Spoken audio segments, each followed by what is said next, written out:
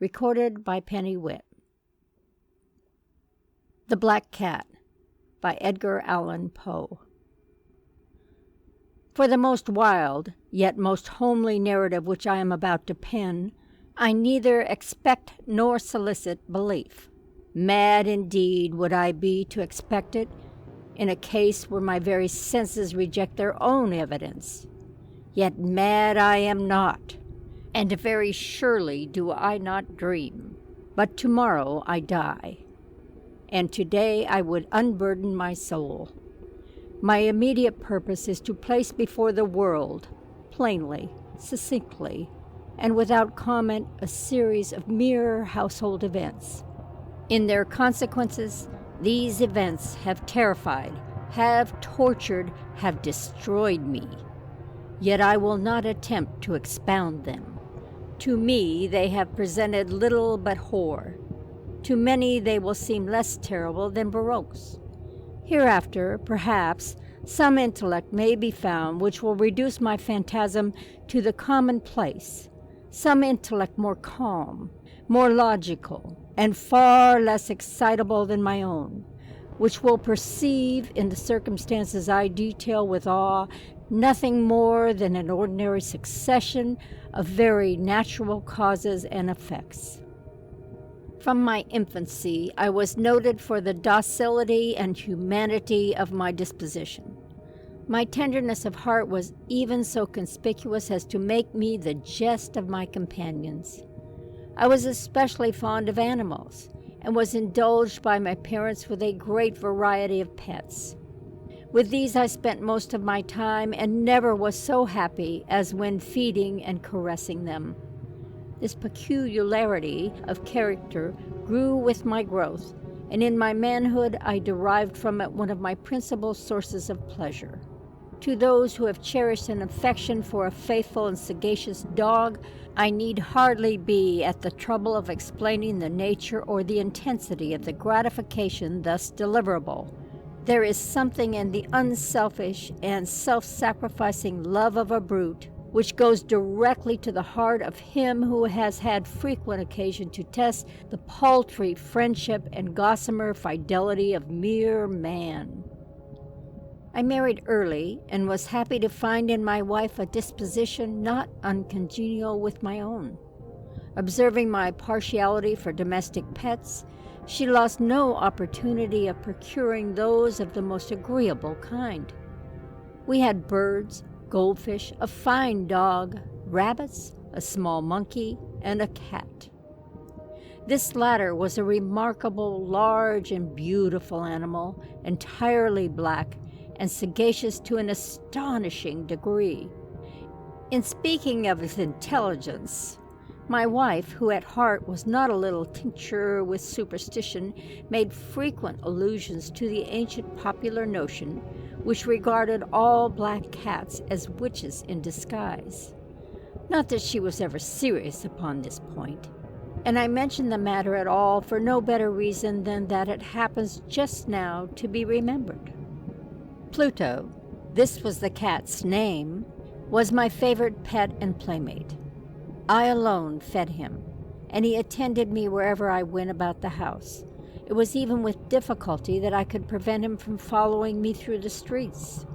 Our friendship lasted in this manner for several years, during which my general temperament and character, through the instrumentality of the fiend intemperance, had, I blush to confess it, experienced a radical alteration for the worse. I grew day by day more moody, more irritable, more regardless of the feelings of others. I suffered myself to use intemperate language to my wife. At length I even offered her personal violence. My pets, of course, were made to feel the change in my disposition. I not only neglected them, but ill-used them.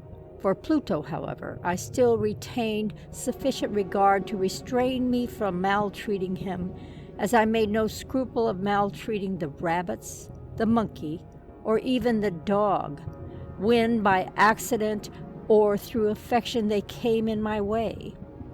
But my disease grew upon me, For what disease is like alcohol? And at length even Pluto, who was now becoming old, and consequently somewhat peevish, even Pluto began to experience the effects of my ill temper. One night, returning home much intoxicated from one of my haunts about town, I fancied that the cat avoided my presence. I seized him when, in his fright at my violence, he inflicted a slight wound upon my hand with his teeth. The fury of a demon instantly possessed me. I knew myself no longer. My original soul seemed at once to take its flight from my body, and a more than fiendish malevolence, gin-nurtured, thrilled every fiber of my frame. I took from my waistcoat pocket a penknife, opened it, grasped the poor beast by the throat, and deliberately cut one of his eyes from the socket. I blush, I burn, I shudder while I pen the damnable atrocity. When reason returned with the morning, when I had slept off the fumes of the night's debauch, I experienced a sentiment half of horror, half of remorse for the crime of which I had been guilty. But it was, at best, a feeble and equivocal feeling, and the soul remained untouched. I again plunged into excess, and soon drowned in wine all memory of the deed. In the meantime, the cat slowly recovered. The socket of the lost eye presented, it's true, a frightful appearance, but he no longer appeared to suffer any pain. He went about the house as usual, but, as might be expected, fled in extreme terror at my approach. I had so much of my old heart left as to be at first grieved by this evident dislike on the part of a creature which had once so loved me. But this feeling soon gave place to irritation, and then came, as if to my final and irrevocable overthrow, the spirit of perverseness. Of this spirit, philosophy takes no account. Yet I am not more sure that my soul lives than I am that perverseness is one of the primitive impulses of the human heart, one of the indivisible primary faculties or sentiments which give direction to the character of man. Who has not hundreds of times found himself committing a vile or silly action for no other reason than because he knows he should not? Have we not a perpetual inclination in the teeth of our best judgment to violate that which is law, merely because we understand it to be such? This spirit of perverseness, I say, came to my final overthrow. It was this unfathomable longing of the soul to vex itself, to offer violence to its own nature, to do wrong for wrong's sake only, that urged me to continue and finally to consummate the injury I had inflicted upon the unoffending brute. One morning, in cold blood, I slipped a noose about its neck and hung it to the limb of a tree, hung it with the tears streaming from my eyes and the bitterest remorse at my heart, hung it because I knew that it had loved me, and because I felt it had given me no offense, hung it because I knew that in so doing I was committing a sin, a deadly sin that would so jeopardize my immortal soul as to place it, if such a thing were possible, even beyond the reach of the infinite mercy of the most merciful and most terrible God. On the night of the day on which this cruel deed was done, I was aroused from sleep by the cry of "Fire!" The curtains of my bed were in flames. The whole house was blazing.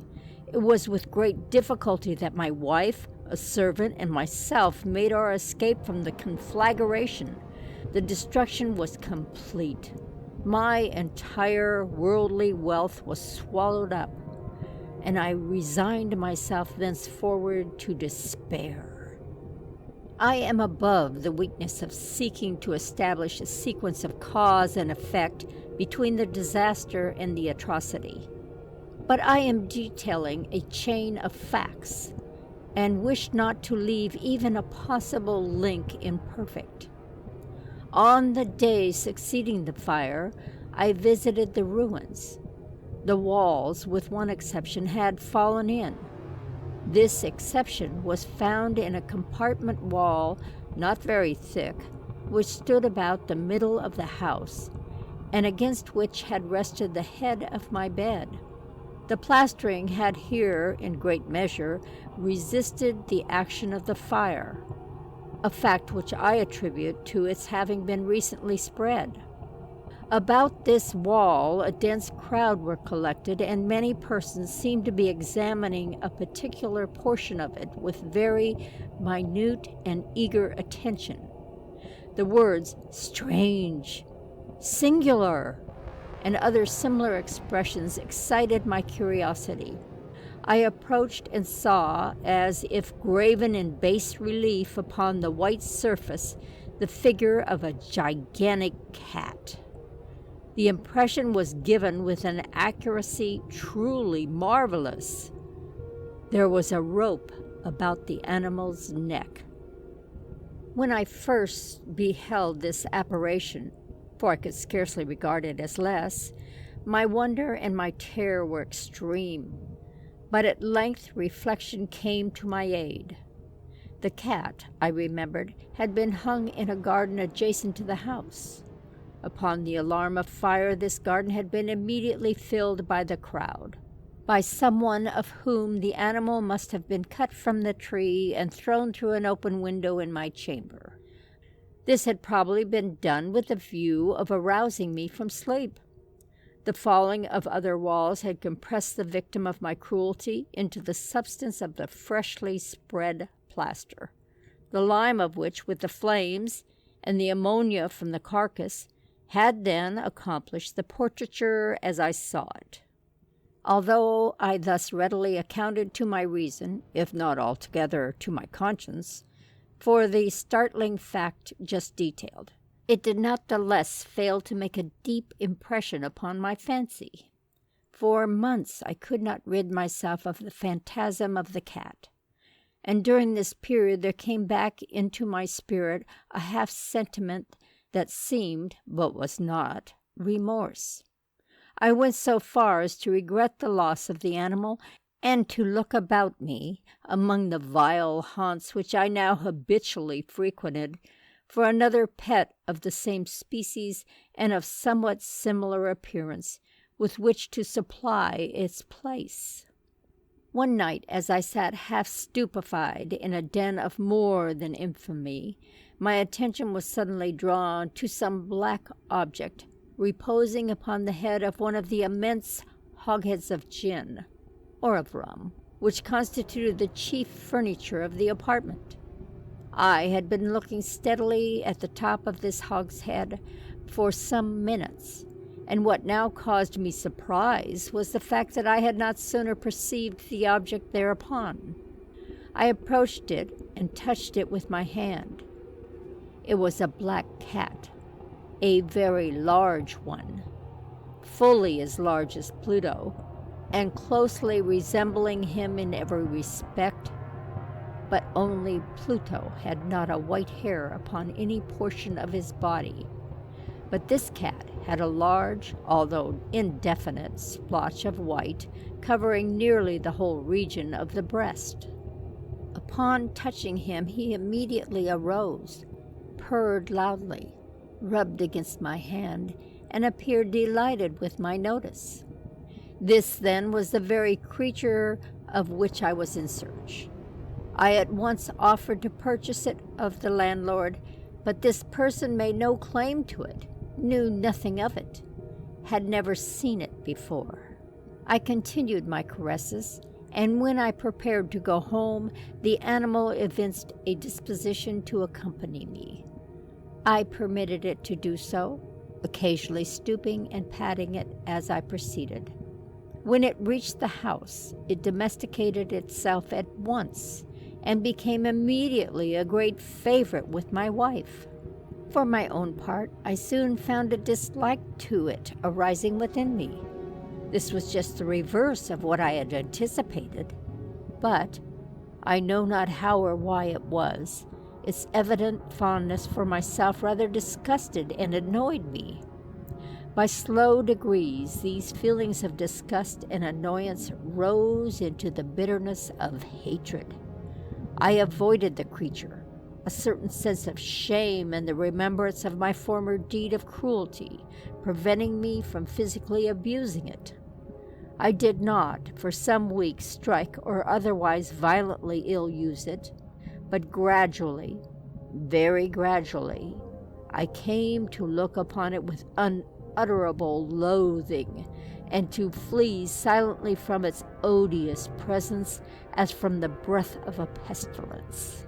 What added no doubt to my hatred of the beast was the discovery, on the morning after I brought it home, that, like Pluto, it also had been deprived of one of its eyes. This circumstance, however, only endeared it to my wife, who, as I have already said, possessed in a high degree that humanity of feeling which had once been my distinguishing trait, and the source of many of my simplest and purest pleasures.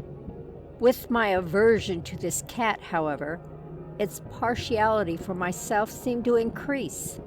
It followed my footsteps with a pertinacity which it would be difficult to make the reader comprehend.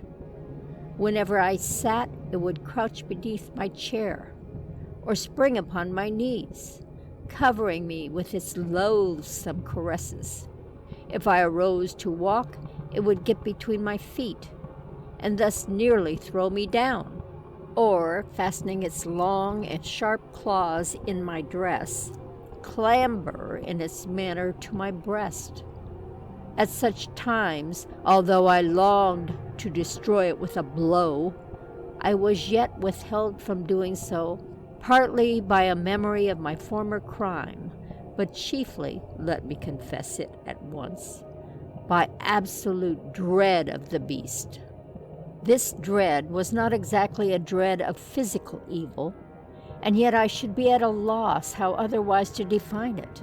I am almost ashamed to own, yes, even in this felon's cell, I am almost ashamed to own that the terror and horror with which the animal inspired me had been heightened by one of the merest chimeras it would have been possible to conceive.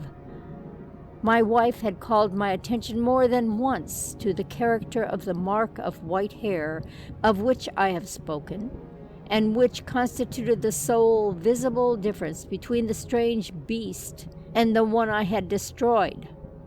The reader will remember that this mark, although large, had been originally very indefinite, but by slow degrees nearly imperceptible, and which for a long time my reason struggled to reject as fanciful, it had at length assumed a rigorous distinctness of outline. It was now the representation of an object that I shudder to name, and for this, above all, I loathed and dreaded and would have rid myself of the monster had I dared. It was now, I say, the image of a hideous, of a ghastly thing, of the gallows. Oh, mournful and terrible engine of horror and of crime, of agony and of death! And now was I indeed wretched beyond the wretchedness of mere humanity, and a brute beast whose fellow I had contemptuously destroyed, a brute beast to work out for me, a man, fashioned in the image of the high God, so much of insufferable woe. Alas, neither by day nor night knew I the blessing of rest any more.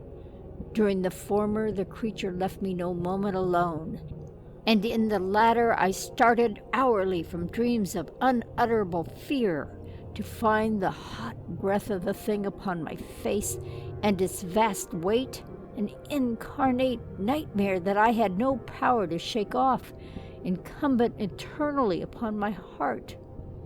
Beneath the pressure of torments such as these, the feeble remnants of the good within me succumbed. Evil thoughts became my sole inmates, the darkest of most evil thoughts. The moodiness of my usual temper increased to hatred of all things and of all mankind, while from the sudden, frequent, and ungovernable outbursts of fury to which I now blindly abandoned myself, my uncomplaining wife, alas, was the most usual and the most patient of sufferers. One day she accompanied me upon some household errand into the cellar of the old building which our poverty compelled us to inhabit. The cat followed me down the steep stairs and, nearly throwing me headlong, exasperated me to madness. Lifting an axe and forgetting in my wrath the childish dread which had hitherto stayed my hand, I aimed a blow at the animal which, of course, would have proved instantly fatal had it descended as I wished. But this blow was arrested by the hand of my wife. Goaded by the interference into a rage more than demoniacal, I withdrew my arm from her grasp and buried the axe in her brain. She fell dead upon the spot without a groan.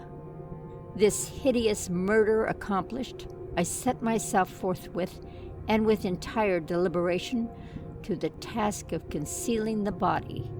I knew that I could not remove it from the house either by day or by night without the risk of being observed by the neighbors. Many projects entered my mind. At one period I thought of cutting the corpse into minute fragments and destroying them by fire. At another I resolved to dig a grave for it in the floor of the cellar. Again, I deliberated about casting it into the well in the yard, about packing it in a box as if merchandise, with the usual arrangements, and so getting a porter to take it from the house. Finally, I hit upon what I considered a far better expedient than either of these. I determined to wall it up in the cellar, as the monks of the Middle Ages are recorded to have walled up their victims. For a purpose such as this, the cellar was well adapted. Its walls were loosely constructed and had lately been plastered throughout with a rough plaster, which the dampness of the atmosphere had prevented from hardening. Moreover, in one of the walls was a projection caused by a false chimney or fireplace that had been filled up and made to resemble the rest of the cellar. I made no doubt that I could readily displace the bricks at this point, insert the corpse, and wall the whole up as before so that no eye could detect anything suspicious. And in this calculation I was not deceived. By means of a crowbar, I easily dislodged the bricks, and having carefully deposited the body against the inner wall, I propped it in that position, while, with little trouble, I relaid the whole structure as it originally stood, having procured mortar, sand, and hair with every possible precaution. I prepared a plaster which could not be distinguished from the old, and with this I very carefully went over the new brickwork. When I had finished, I felt satisfied that all was right. The wall did not present the slightest appearance of having been disturbed.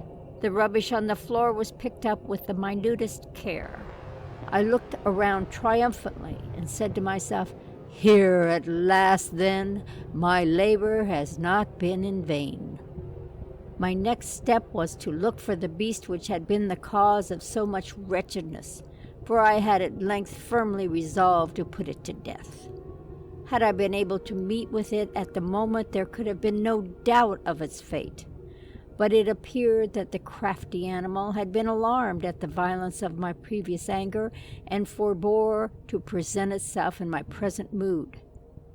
It is impossible to describe or imagine the deep, the blissful sense of relief which the absence of the detested creature occasioned in my bosom. It did not make its appearance during the night, and thus, for one night at least since its introduction into the house, I soundly and tranquilly slept. I slept, even with the burden of murder upon my soul. The second and third day passed, and still my tormentor came not. Once again I breathed as a free man. The monster, in terror, had fled the premises forever. I should behold it no more. My happiness was supreme. The guilt of my dark deed disturbed me but little. Some few inquiries had been made, but these had been readily answered. Even a search had been instituted, but, of course, nothing was to be discovered. I looked upon my future felicity as secured. Upon the fourth day of the assassination, a party of the police came very unexpectedly into the house and proceeded again to make a rigorous investigation of the premises. Secure, however, in the inscrutability of my place of concealment, I felt no embarrassment whatever. The officers bade me to accompany them in their search. They left no nook or corner unexplored. At length, for the third or fourth time, they descended into the cellar.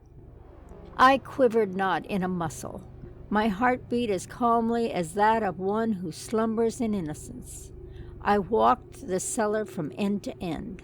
I folded my arms upon my bosom and roamed easily to and fro. The police were thoroughly satisfied and prepared to depart. The glee at my heart was too strong to be restrained. I burned to say but one word by way of triumph, and to render doubly sure their assurance of my guiltlessness. "Gentlemen," I said at last, as the party ascended the steps, "I delight to have allayed your suspicions. I wish you all health and a little more courtesy. By the by, gentlemen, this is a very well-constructed house." In the rabid desire to say something easily, I scarcely knew what I uttered at all. "I may say an excellently well-constructed house. These walls— Are you going, gentlemen? These walls are solidly put together." And here, through the mere frenzy of bravado, I rapped heavily with a cane which I held in my hand upon that very portion of the brick behind which stood the corpse of the wife of my bosom. But may God shield and deliver me from the fangs of the arch-fiend! No sooner had the reverberation of my blows sunk into the silence than I was answered by a voice from within the tomb. By a cry, at first muffled and broken, like the sobbing of a child, and then quickly swelling into one long, loud, and continuous scream, utterly anomalous and inhuman, a howl, a wailing shriek, half of horror and half of triumph, such as might have arisen only out of hell, conjointly from the throats of the damned in their agony, and of the demons that exulted in the damnation. Of my own thoughts it's folly to speak. Swooning, I staggered to the opposite wall. For an instant the party upon the stairs remained motionless through extremity of terror and of awe. In the next, a dozen stout arms were toiling at the wall. It fell bodily. The corpse, already getting decayed and clotted with gore, stood erect before the eyes of the spectators. Upon its head, with red, extended mouth and solitary eye of fire, sat the hideous beast whose craft had seduced me into murder, and whose informing voice had consigned me to the hangman. I had walled the monster up within the tomb. End of The Black Cat.